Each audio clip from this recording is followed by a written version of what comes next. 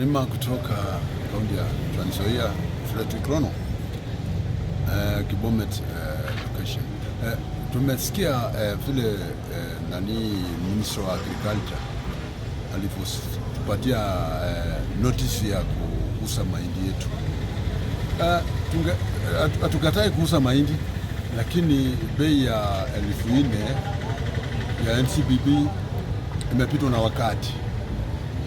Market price wakati huu hata kwa matapeli wananunua kwa shilingi 4,700, na kama kilo 50 ni 4,000 tutauza, lakini kama chini ya 5,200 kwa mahindi ya mkulima katika nchi hii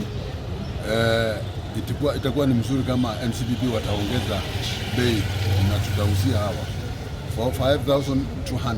Hiyo ndio itakuwa bei mzuri ambayo inalingana na vile market uko wakati huu, lakini tunaona inasonga, itafika mpaka 5,500 kulingana na market price ambayo tumepata.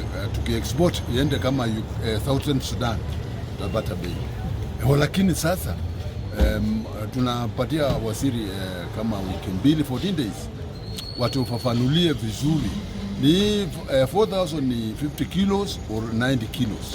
Hiyo ndio tunataka kujua, lakini hata kama anasema hivyo, kutoka akimboti mahindi hata kama ni duty free kufika nchi hii hakuna chini ya 6,500.